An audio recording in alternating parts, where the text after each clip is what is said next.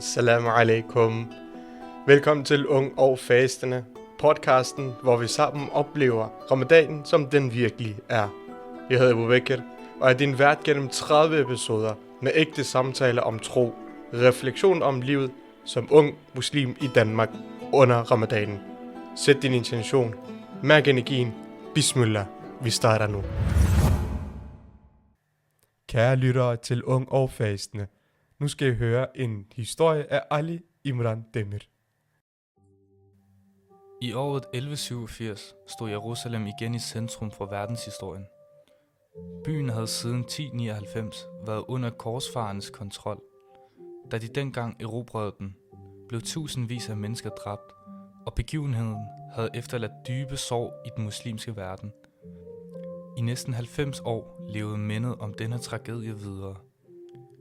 I mellemtiden var en mand vokset frem som leder i Egypten og Syrien, Salah ad-Din al-Ayyubi.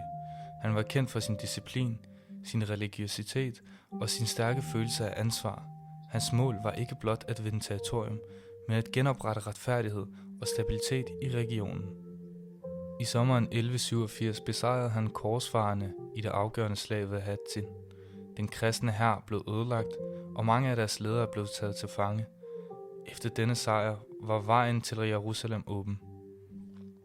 Nogle uger senere, i måneden Rajab, nærmede Salah ad-Dins hær sig byens mure. Inde i Jerusalem herskede frygten. Indbyggerne kendte historien fra 1099.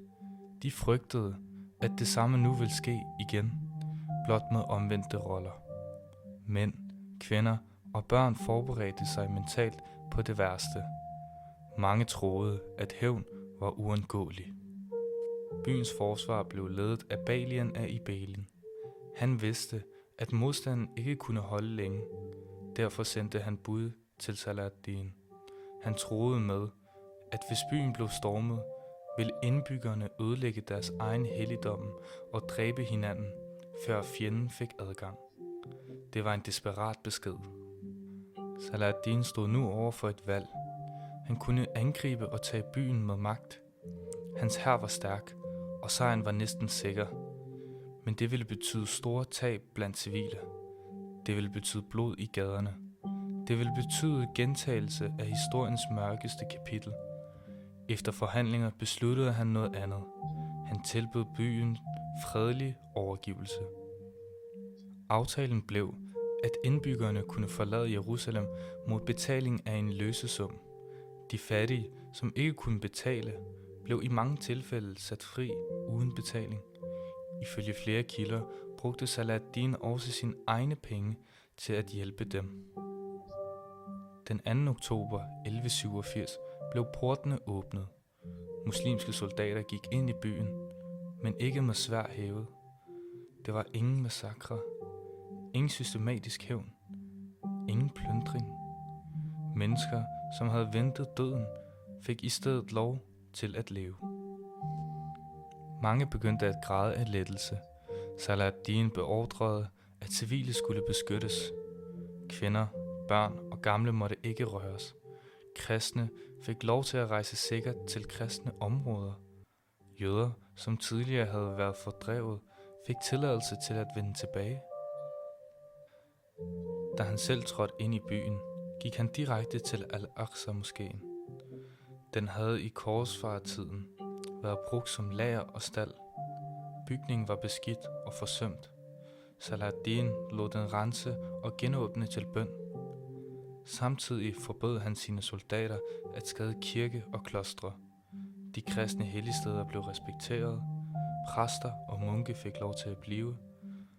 Flere kristne historikere skrev senere, at de aldrig havde oplevet en erobrer, der opførte sig på denne måde.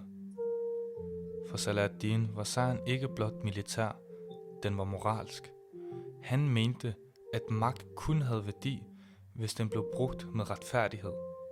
Han ønskede at følge profetens eksempel, især profetens opførsel ved Mekkas erobring, hvor fjender blev tilgivet i stedet for straffet.